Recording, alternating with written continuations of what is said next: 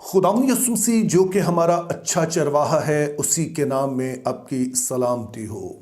पिछले कुछ अरसे में एक बड़ा ही खुश आइन ट्रेंड देखने को मिला है कि दुनिया भर में बाइबल मुकद्दस पढ़ने का रुझान बढ़ रहा है।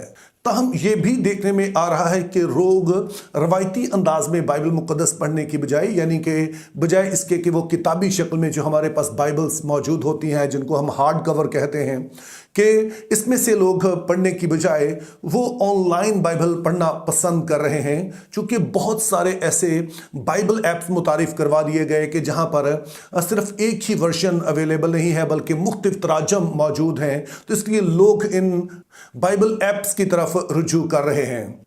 तो बाइबल रीडिंग के हवाले से दो ऐप बहुत ही मशहूर हैं। उनमें से एक है बाइबल गेटवे, जिसका मैं पहले भी जिक्र कर चुका हूं।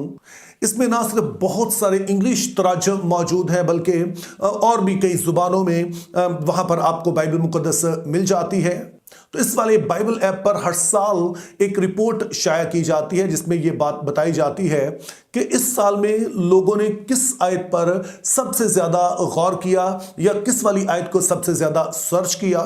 तो 5 दिसंबर 2025 को भी इन्होंने एक ऐसी ही रिपोर्ट शाया की और उसमें उन्होंने बताया कि इस साल में सबसे ज्यादा जो पढ़े जाने वाली आयत है वो ज़बूर 23 उसकी चौथी आयत है, जिसमें लिखा है, खा मौत के साया की वादी में से मेरा गुजर हो, मैं किसी बला से नहीं डरूंगा क्योंकि तू मेरे साथ है।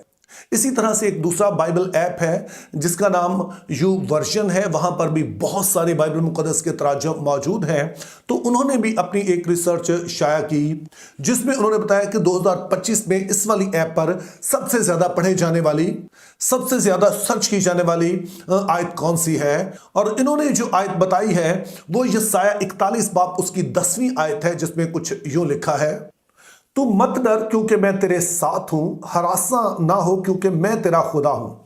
मैं तुझे जोर बख्शूंगा, मैं यकीनन तेरी मदद करूंगा और मैं अपनी सदाकत के दाहिने हाथ से तुझे संभालूंगा। अब अगर तो आपने ये आयत गौर से सुनी है तो आपने नोटिस किया होगा कि दोनों ही आयत में काफ़ी ममासलत पाई जाती है। इनका जो मौजू है वो एक ही है। फ़र्क सिर्फ ये है कि एक आयत में, यानी यशायाह 41 बाब 10 आयत में खुदा ताला खुद अपने बंदे से, अपने खादिम से कह रहे हैं कि तू मत डर क्योंकि मैं तेरे साथ हूँ। और दूसरे में खुदा का बंदा यानी कि दाऊद खुदा ताला के हुजूर में इस बात का इकरार करता है, अपने ईमान का इजहार करता है कि खा मौत के साया की वादी में से मेरा गुजर हो, मैं किसी बला से नहीं डरूंगा क्योंकि तू मेरे साथ है। अब जरा गौर कीजिए कि ये दो मुख्तलिफ ऐप हैं और दोनों ही ऐप्स में मुख्तलिफ लोगों ने अपने लिए तसल्ली के लिए कुछ आयात सर्च की और दोनों में ही जो मुख्तलिफ आयात तक लोग पहुंचते हैं, लेकिन दोनों ही आयात का जो मैसेज है वो एक ही है।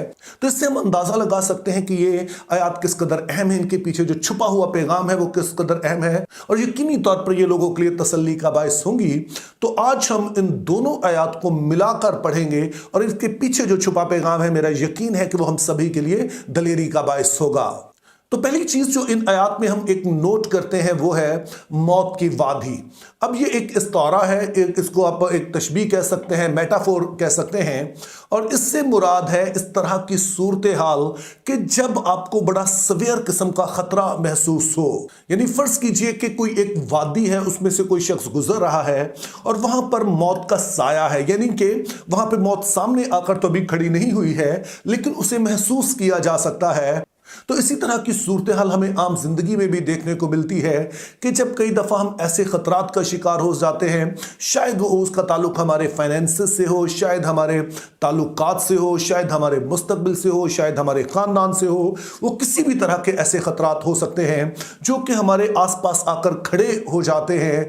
और इस तरह की सूरत हाल को बाइबल मुकद्दस मौत के साया की वादी कहती है, यानी कि जब हर तरफ आपको खतरात की सरसराहट महसूस हो, पास आपको लपकते हुए महसूस हो। अब जब कोई इस तरह की सूरत हाल का शिकार हो तो जो एक हमारे अंदर एहसास उठता है उसे हम खौफ कहते हैं। सो खौफ एक कैफियत है, ये एक एहसास का नाम है, एक नाखुशगवार एहसास का नाम है कि जब हमें लगता है कि हमारे साथ कुछ बुरा हुआ ही चाहता है। अब इंग्लिश जुबान में खौफ के लिए जो दो लफ्ज इस्तेमाल होते हैं, एक है फियर, जिसको हम कहते हैं कि एक मंतकी या रैशनल फियर होता है कि जिसके पीछे कोई वजह होती है, लेकिन एक होता है फोबिया जिसके पीछे कोई वजह नहीं होती है। मिसाल के तौर पर बाज लोग पानी से डरते हैं, हाइड्रोफोबिया होता है, तो पानी उन्हें कोई नुकसान नहीं पहुंचा रहा है लेकिन उनके अंदर कहीं पर यह एहसास मौजूद है, लेकिन 12 लोग ऐसे महसूस कर सकते हैं। तो जब लोग खतरा महसूस करते हैं, किसी तरह का खौफ उन्हें घेर लेता है, जो कि हमारी आम जिंदगी में हम इसका सामना करते हैं, तो फिर कहा जाता है कि इसके 3 नतीजे सामने आते हैं।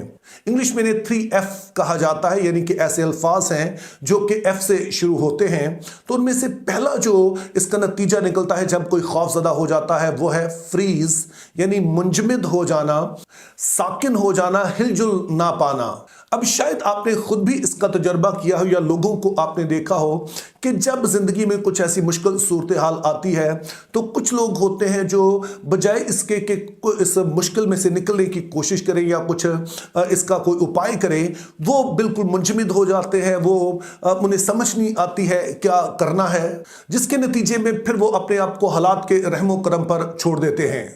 फिर खौफ का जो दूसरा नतीजा होता है उसको कहा जाता है फ्लाइट।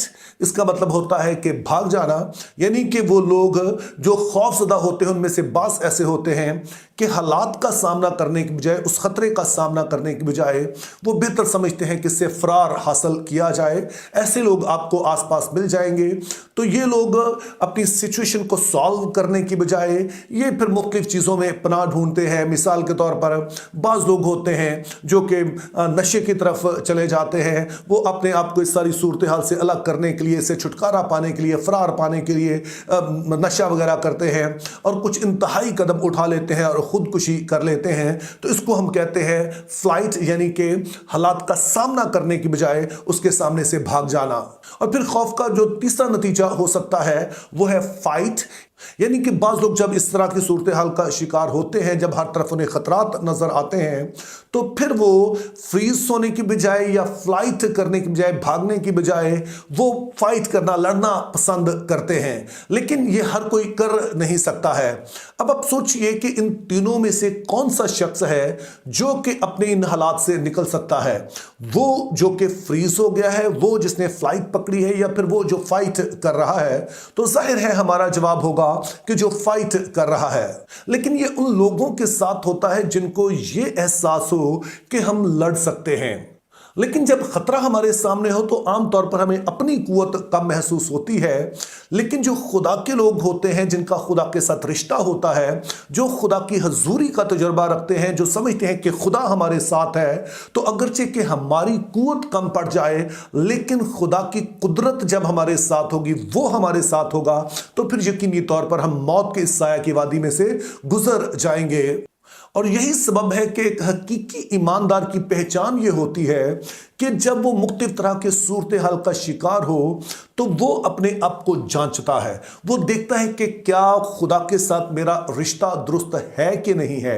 और ये मैं सिर्फ किसी और की बात नहीं कर रहा, मैं शख्सी जिंदगी से भी इस तजुर्बे को जानता हूं कि जब कई तरह के खतरात, कई तरह की ऐसी मुश्किलात आपके सामने आ खड़ी हों और निकलने की कोई राह मौजूद ना हो, और आप अगर इस बात को यकीनी बना लें, आप खुदा की हुजूरी को महसूस करना शुरू कर दें, तो आपके अंदर से फिर ये आवाज आती है कि आप लड़ सकते हैं। और फिर जब खुदा के लोग मौत के साया की वादी में से निकल जाते हैं तो उसके बाद उनके लिए हरी हरी चरागाहें मौजूद होती हैं, जहां पर खुदा उन्हें फरावानी अता करता है, जहां पर वो बढ़ोती पाते हैं। तो मेरी दुआ है कि खुदा हम सभी को ऐसा करने का फजल अता करे। Think biblically, live purposefully, have a very good day.